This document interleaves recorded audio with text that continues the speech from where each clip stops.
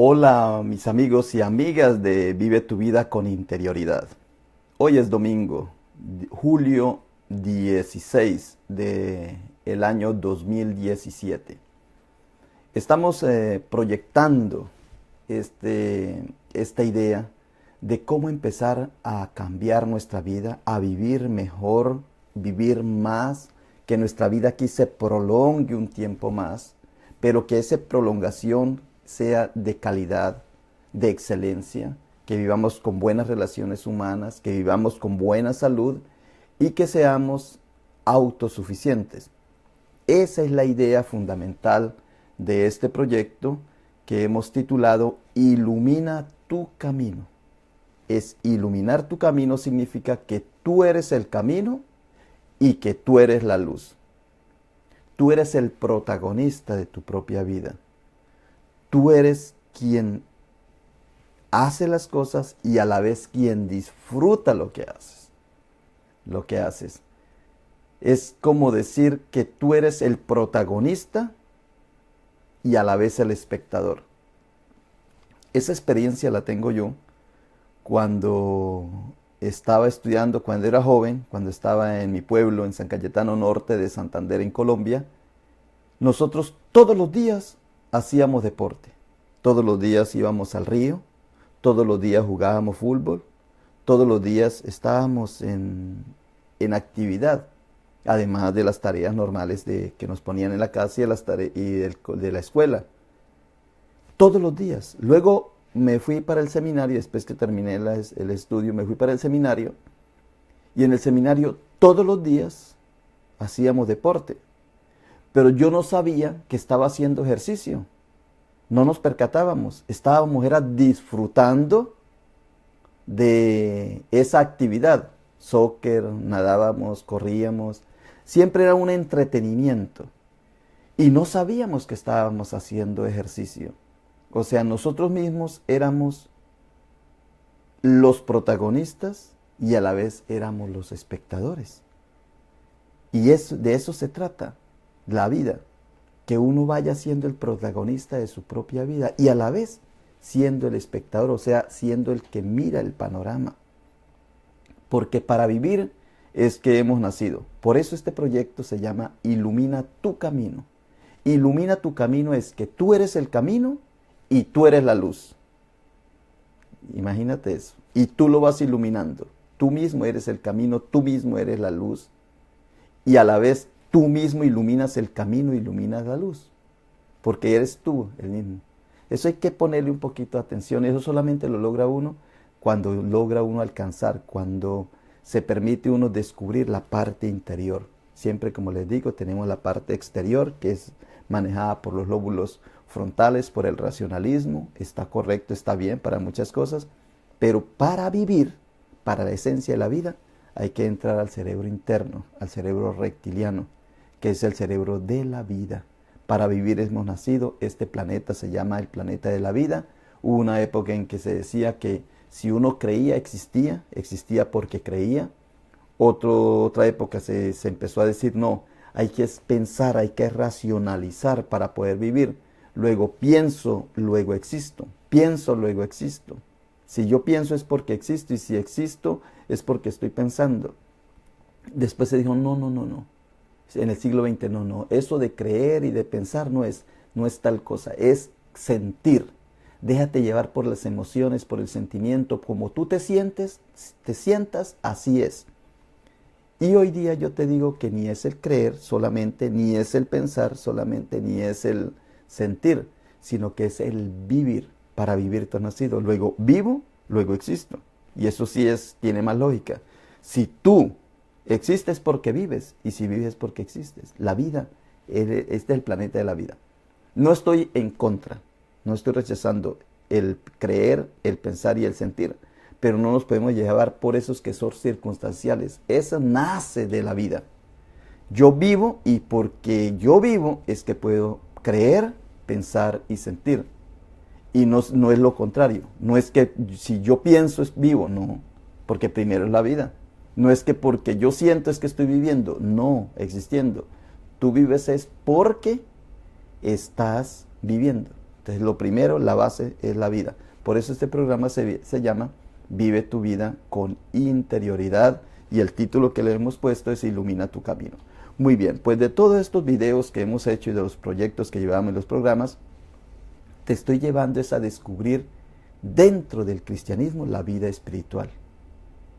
Imagínate, cómo se descubre la vida espiritual dentro del cristianismo, o analizar el cristianismo y mirar qué parte del cristianismo es la espiritualidad.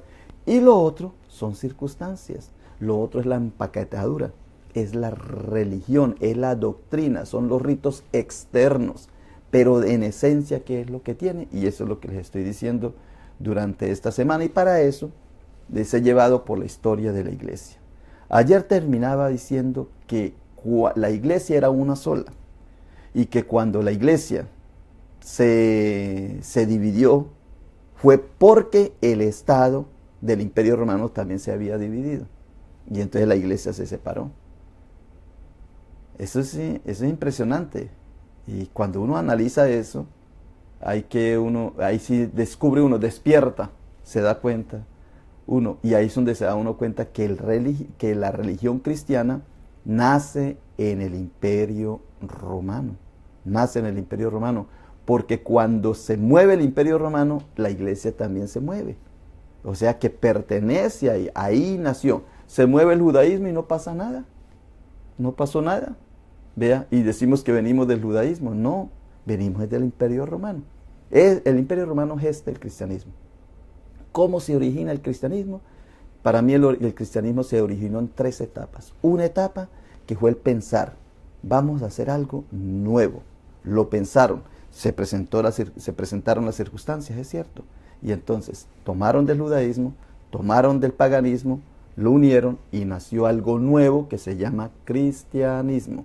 Mesías era la esperada de un ungido, cristiano la esperada de otro ungido. Los unieron los dos ungidos, el ungido pagano y el ungido judío, y crearon el cristianismo para combatir o para animar a los judíos a que a que evitaran seguirse eliminando o autoeliminándose, porque el Imperio Romano los acababa cada vez que ellos se sublevaban, porque el Mesías no había llegado. Ellos suponían que nacía un líder, y cuando ese líder despertaba y revolucionaba un poco de judíos, ellos pensaban que ya era el Mesías, que ya era el rey, y nada, no, se apagaba. Y así hubo una época del mesianismo. Ellos eran en expectativa que así como Dios los había salvado del egipcio y de los babilonios, así tenía que venirlos a salvar del Imperio Romano. Con esa idea fue que nació el mesianismo. Y ahora el romanismo aprovecha esa expectativa en la cual estaban ellos y les dice, aquí está el Mesías, y les presenta al Cristo. Así nació. Bueno, ahora, ¿cómo nació la Biblia? ¿Cómo nacieron los escritos? Pues después eso lo fueron poniendo por escrito, y hubo 2 etapas de escritura. Una etapa que es la esencial, con por ejemplo el Evangelio de Marcos, las cartas de Pablo, en esencia, lo más incipiente, se escribió en Saqqara con los monjes de Serapis. Ellos lo escribieron, era la editorial de la época, los mandaron a hacer allá. Los libros no todo el mundo escribía, como hoy día tampoco todo el mundo escribe. No en todas partes se puede hacer libros, pues así era la época, siempre ha sido así. Ya era la editorial y ya los mandaron a hacer. ¿Quién los mandó a hacer? Lo mandaron a hacer los emperadores. Vayan, hagan esto para poder propagar, hacer la propaganda fide, ¿ve? Así se llamaba, propaganda fide, transmitir la propagación de la fe a través de los escritos, así como lo habían hecho los judíos. Muy bien, esa es la primera etapa, que más o menos fue en el siglo I, en el primer siglo, en el año 100 al 150, más o menos podríamos decirlo así. Luego, en el año 300, después del año 300, se vuelve a reeditar nuevamente la escritura, y ahí se le agregan otras cosas. Los libros que nosotros tenemos no son los originales, ya son los agregados. Y ahí le fueron añadiendo a las parábolas, a los escritos, fueron acomodando y fueron organizando mejor eso. Así fueron las 3 etapas de la escritura. Pero el cristianismo se originó en la mente del Imperio Romano. Muy bien, eso ya quedó dicho en los otros videos, solamente estoy haciendo un pequeño resumen para agarrar la idea. Ahora, ¿por qué el cristianismo se divide? Pues sucede que el imperio era uno, pero primero se dividió en 2. Entonces la iglesia se dividió en dos, o los ortodoxos y los occidentales, los de Bizancio y los de Italia, los romanos. Se dividió en dos porque el imperio se dividió en dos. ¿Ve? Y luego, cuando ya en el siglo XVI el imperio se divide en muchos reinitos, pues la iglesia también se divide en muchos reinitos, en muchos grupitos. Y entre ellos, pues empezó Martín Lutero en Alemania, que era probable, eran los más opcionados para que hicieran esa división. ¿Por qué? Porque los alemanes no habían nacido en el imperio. Ellos fueron conquistados o trataron de ser conquistados y Roma no fue capaz de conquistar a los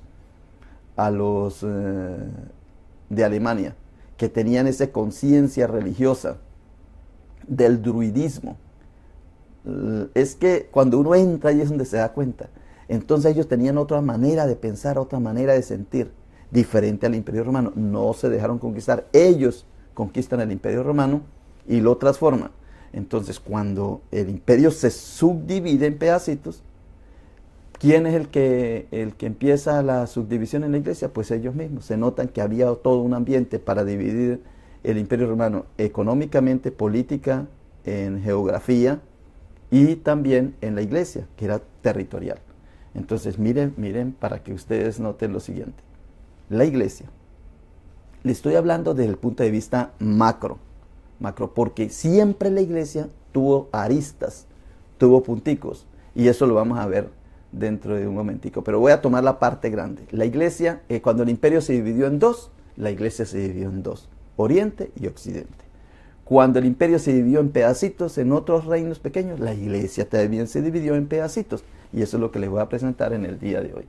Y si no, esta semana, si no alcanzo hoy, esta semana lo voy a agregar más. No sé si puedes ver aquí este árbol del desarrollo, cómo se fue formando.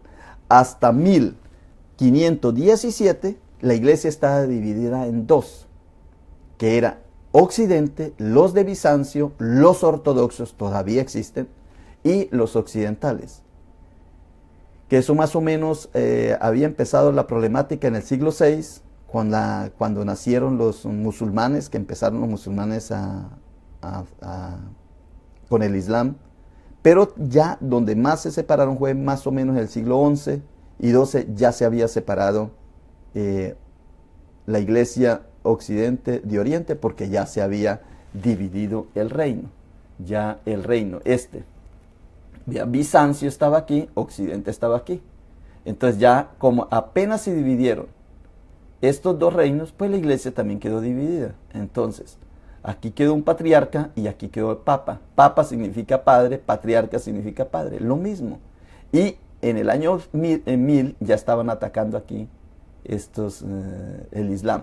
Mire que aquí es donde vemos. Bueno, pues sucede que en 1500, entonces, antes, en el 1000, por ejemplo, más o menos para que quedemos más claros, pero puede ser 1100, 1200.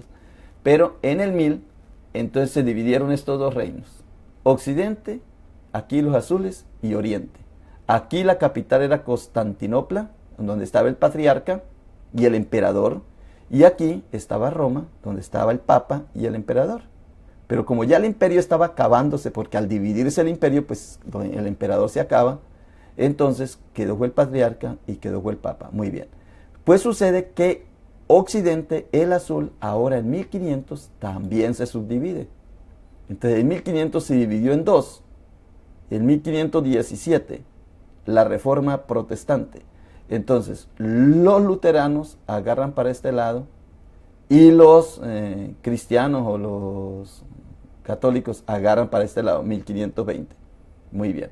Luego, por aquí agarró la rama de Lutero y en 1722 se divide el luteranismo en dos, los moravos y los luteranos. Era una búsqueda de acomodarse tanto en el aspecto religioso, económico, político y científico o geográfico. Cuando yo digo de política es geográficamente, tenían que dividir los territorios. Entonces estaban buscando esa manera. Pero habían otras personas muy conscientes, muy sinceras, que lo que querían era buscar debajo de todo eso la vida espiritual, lo que yo les estoy diciendo en este momento. Pues sucede que el imperio romano había quedado en pedacitos, mire. ya se había dividido en pedazos, en pequeños reinos, pues estos alemanes, aquí Martín Lutero y compañía, estos son los que empiezan aquí a la revolución. Y por eso nace esta rama. El resto queda en la Iglesia Católica, pero ya en 1720 hay otra subdivisión. De los católicos que quedaron, entonces se dividieron los anabaptistas, que de ahí vienen lo más o menos la idea, pero no es la misma esencia. Anabaptistas quiere decir que no habían sido bautizados y que necesitaban bautizarse después de grande. Esto lo hizo un sacerdote. Salió al patio, allá a la plaza pública, y él dijo, yo no he sido bautizado de chiquito, aunque ya era ministro y todo, digo, yo como sacerdote, porque todo esto de revolución la hacen son los sacerdotes, los ministros con su gente. Por ejemplo, aquí la primera, en 1717, cuando se divide Martín Lutero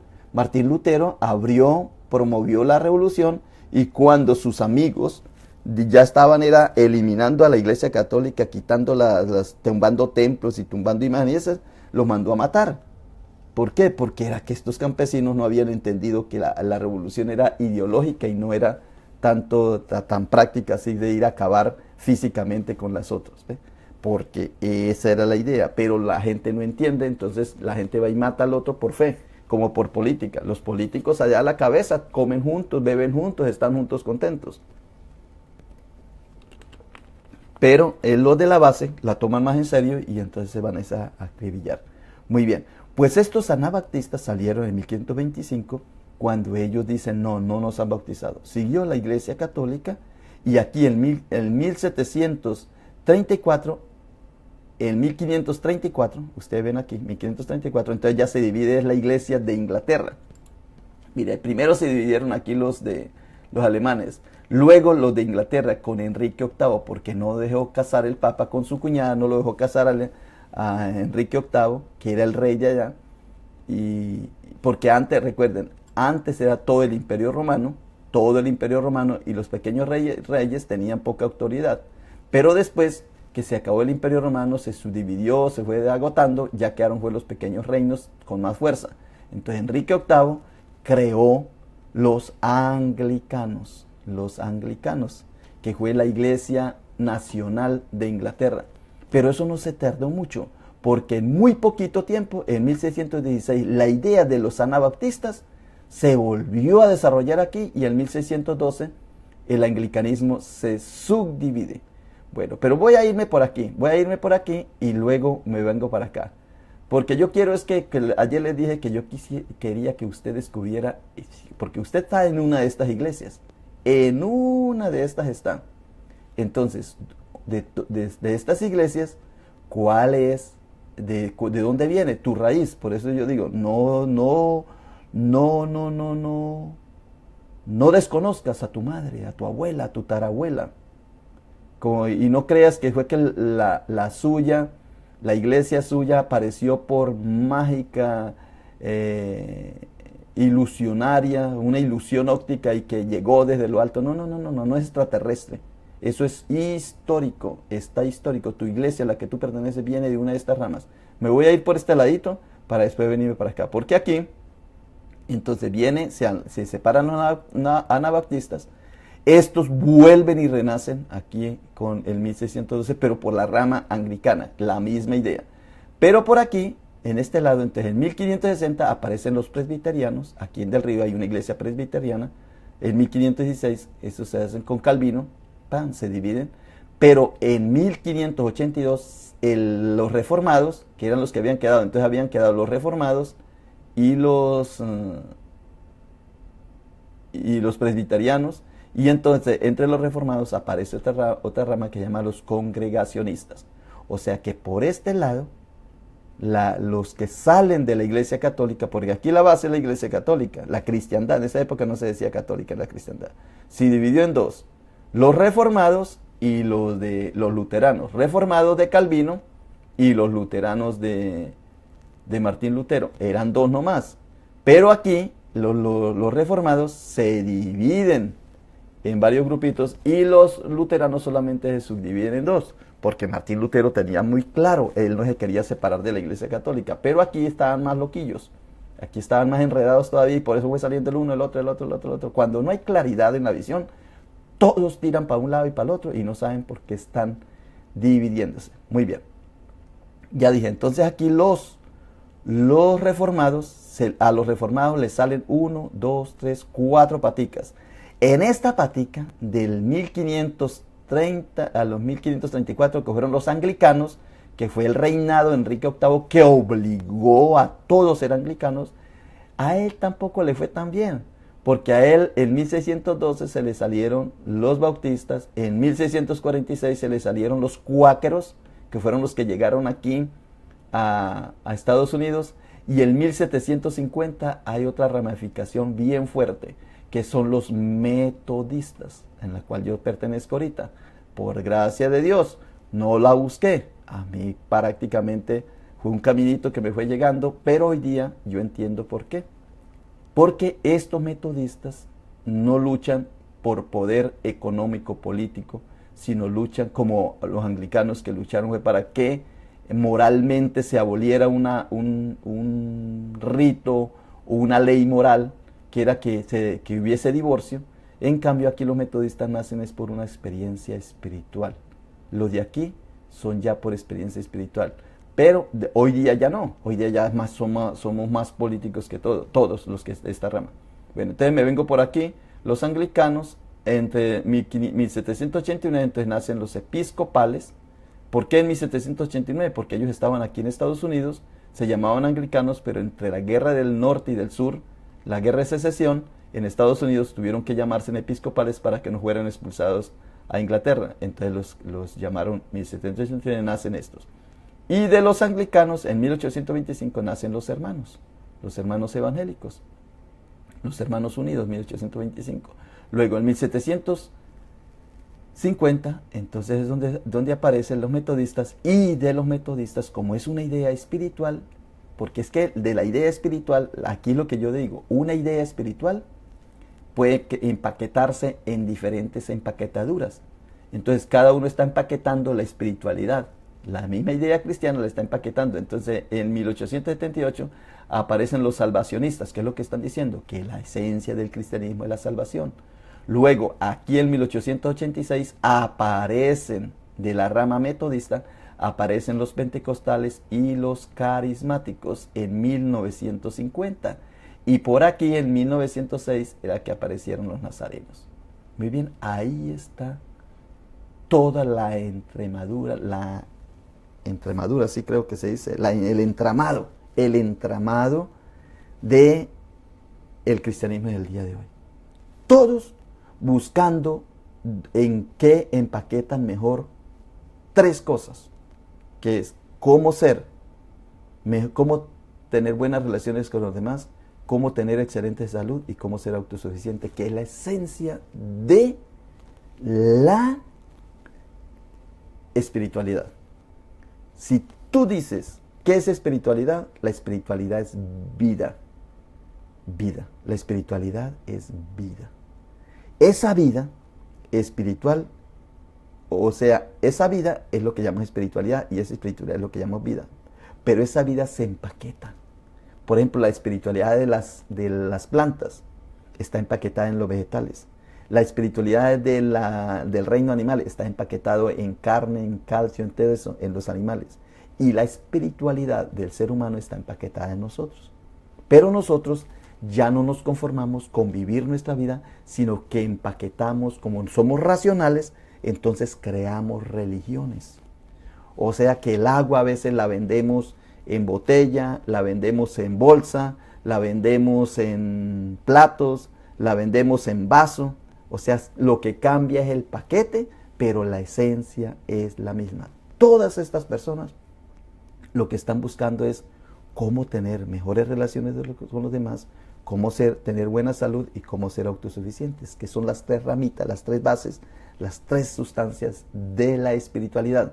Pero como quieren es empaquetarla, entonces toda esta gente no es ya por espiritualidad, sino que es por política, por economía, por poder, es lo que hacen y se subdivide. ¿A cuál de estos tú perteneces? Tú perteneces a una de estas, no perteneces a nadie más. Ahora el pentecostalismo, pues ya los que llaman cristianos, que mi iglesia es esto. Hoy día, en 1950, pues donde la última división que ha tenido, esta última ramita acá. Bueno, muy bien, voy a parar acá porque me gustaría mañana, pues reforzarles un poco más esta parte, en este lado. Porque es que si me adelanto mucho, no vamos a entender. Ese que me da un poco por pedagogía. Porque me he encontrado con gente que dice, tú hablas mucho, o sea, rellenas mucho. Y es cierto. Yo recuerdo una vez que estábamos en un congreso y se escogió uno de los ministros de nosotros y el ministro se esforzó muchísimo y al final la evaluación, para hacer el feedback, le dijeron, nos hubiera dado mejor de las 3 cosas que hablaste, una. Y él pensó que si daba las 3, pues la gente iba a quedar más conforme. Y no, porque tú ya sabes. Esto que yo te estoy diciendo, tú ya sabes, yo te lo estoy recordando. Dice que el Espíritu, dice que enseña, recuerda y guía. El Espíritu enseña, recuerda y guía. Yo no te estoy enseñando nada porque tú lo sabes. Tal vez te lo estoy recordando y te estoy guiando. Muy bien, pues hoy le deseo que tengas un feliz día. Mañana voy a continuar la subdivisión. Hoy lo que quise presentarte fue que tú, esa religión a la cual tú perteneces, es el empaque, la parte de afuera. Ahora tú tienes que buscar en la espiritualidad. Toda iglesia, todo grupo debería ser espiritual. ¿Y cómo sabes que si ese grupo es espiritual? Porque en ese grupo hay buenas relaciones o se busca que hayan buenas relaciones con los demás. Es decir, amar a Dios y al prójimo como a sí mismo. Que haya buena salud. Y no tanto la salud milagrosa. Ay, es que ya me dieron un diagnóstico de enfermedad y por eso estoy enfermo. Oren por mí. Está bien, pero qué mejor que tú prevengas esa enfermedad. Entonces, zona de equilibrio y sanidad interior, mantenerte sano. ¿Y cómo te mantienes sano? Con buen dormir, buena comida, tomar agua suficiente, hacer ejercicio y mantenerse en una respiración constante, diafragmática, sostenida. Eso te da buena salud. Y tercero, que tú eres autosuficiente. Mire, este es lo más fundamental que hay en la vida espiritual. Cuando salgamos del cristianismo, cuando salgamos de todo esto, de lo que te estoy enseñando como cristianos, porque cuando ya termine la historia y todo esto que voy a terminar en un momento dado, y ya te vemos que si tu iglesia es espiritual, sí o no, porque la espiritualidad, ¿qué es espiritual? Por eso el seminario que pensamos hacer, Dios mediante, dentro de poco, es seminario de vida espiritual. Seminario de vida espiritual, porque tú eres el espíritu, tú eres el camino, tú eres la energía, tú eres la luz, tú lo eres todo. Te acabas tú y se acaba todo. Créalo. Tú no estás aquí, ya no hay más nada. Porque tú eres la medida de todas las cosas. Ese es el ser humano. Entonces, cuando ya descubramos si en tu iglesia, en tu religiosidad, en tu empaquetadura, como yo siempre digo, en el paquete, en el envase, tú descubras que sí hay agua, que sí hay líquido ahí, o sea que sí hay contenido. ¿El contenido cuál es? Es buenas relaciones, buena salud y ser autosuficiente. Cuando ya lo descubramos, y tú dices, sí, en mi iglesia se valora las buenas relaciones interpersonales. Allá no peleamos, no nos enojamos, no discutimos, no es mi propio interés, es el interés de los demás porque queremos que todos tengan vida, buenas relaciones, muy bien. Allí todos nos cuidamos, todos comemos sanamente, nos preocupamos unos por otros y si alguien cae en enfermedad, oramos por él. Y lo otro es que no vivimos quitándole nada, ni envidiando, ni acaparando, ni en la, ¿cómo se llama? Cuando uno quiere tener muchas cosas, la avaricia y la codicia, no, sino que nos conformamos con lo que tenemos. Y si tenemos es lo útil, lo que necesitamos para vivir. Y si un hermano necesita un avión para vivir, pues gloria a Dios, lo necesita, hay que comprarle el avión. Y si necesita es una moto o un carrito pequeño, pues gloria a Dios, qué bueno que tenga, porque vivimos con lo que necesitamos para vivir. Cuando ya descubramos en tu iglesia, en el cristianismo, esas tres, vea, créanlo, nos vamos para otra religión y me gustaría buscarle en el entramadito del Islam, del budismo, del judaísmo, del hinduismo, y nos damos cuenta que también allá hay mucha carnosidad y la esencia de ellos es buenas relaciones, buena salud y ser autosuficientes. Lo vamos a descubrir, pero eso es poquito a poco, porque mi camino, mi propuesta es que tú valores el contenido y no tanto la forma. La forma es bonita para uno sentirse a gusto y bien. Pues un carro cómodo, bien, lujoso, es mejor que un carro que lleve madera o que sean duros los asientos. Por confort. Hay religiones más confortables. Como tú vas al culto esta mañana y si hay aquí en Estados Unidos, que estamos ahorita en verano, si hay aire acondicionado y hay baños y hay agua, pues tú te sientes confortable. Pero eso no quiere decir que te estén enseñando la doctrina correcta. La esencia del cristianismo, en esencia, que es buenas relaciones, buena salud y ser autosuficiente. Entonces, la religión es bueno porque hay religiones más confortables que otras.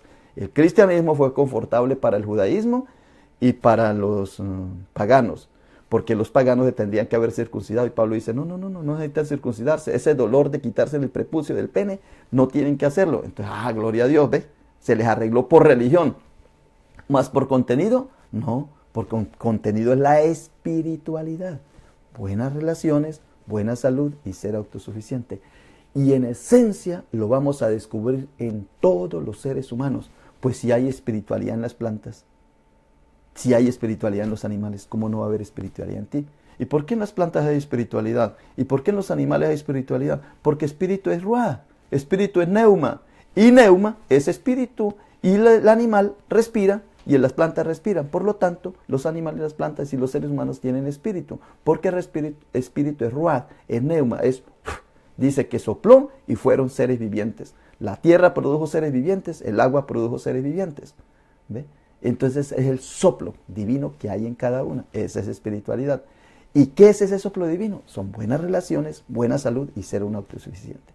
Muy bien, pues hoy me despido. Les deseo un feliz día. Vayan a la iglesia. Ya casi se acerca el servicio. Yo también tengo que terminar aquí porque tengo que irme para la iglesia. Muy bien, nos vemos más tardecito, tal vez en la predicación. Tú puedes ver el video. También lo vamos a hacer por Facebook Live.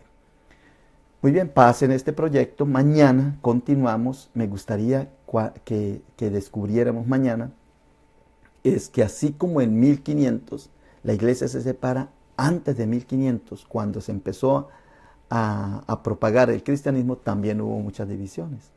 ¿Por qué es que hay muchas divisiones? Porque es que esto no está tan claro. Porque si alguien dice hay que propagar una idea, pues cada uno la quiere propagar de la misma manera. Porque es la idea, mas no es la esencia. En cambio, si yo le digo, todos tienen que respirar. Entonces la gente que dice, sí, todos tenemos que respirar. ¿Verdad que no? No, porque ya se respira por naturaleza. Entonces, ¿quién va a decretar que tienes que respirar? Pues lo mismo, nadie puede decretar que tú tienes que ser espiritual, porque tú eres espiritual por naturaleza. Pero eso sí te decretan es una religión, o sea, la empaquetadura. Todos de ahora en adelante, todos deben tomar agua embotellada. No pueden tomar agua de allá, del tubo, de la llave, o como la quieran llamar, canilla, otros le dicen, porque está contaminada y necesitamos ser purificada. Orden del emperador, orden del alcalde, orden del gobernador. Entonces todos de ahora en adelante con su botellita de agua. Así es, empaquetadura, pero en esencia es la espiritualidad, es el agua. La empaquetadura, nosotros peleamos por el paquete. Sí, porque a mí me gusta bañarme con jabón rosado. No, a mí me gusta con jabón blanco. ¿Para qué trajiste ese jabón verde? A mí me gusta el amarillo. ¿Sí ves? Peleamos por forma, peleamos por colores, mas no por esencia, porque en esencia el jabón es lo mismo. Es más, la misma compañía hace el mismo jabón. Lo mismo, el agua es la misma, pero nosotros decimos, llega alguien en la casa, no, esa agua no me gusta, esa agua embotellada, no, tráigame de la otra, y es la misma. Peleamos por forma, mas no por contenido, peleamos por religión, mas no por esencia. Como por economía, se pelea por sistema económico, mas no por el sistema de productividad. Entonces peleamos por consumir y por producir y consumir, que es un sistema capitalista o un sistema socialista o comunista. Son sistemas, pero en esencia simplemente lo que hay que decir es que hay que comer. ¿Ve? Y lo mismo la economía, la política, la ciencia y la religión, todo es igualito. Muy bien, pues por hoy te digo bye bye, pase este video, compártelo con otros y mañana, Dios mediante, a las 9 de la mañana nos vemos. Bye bye.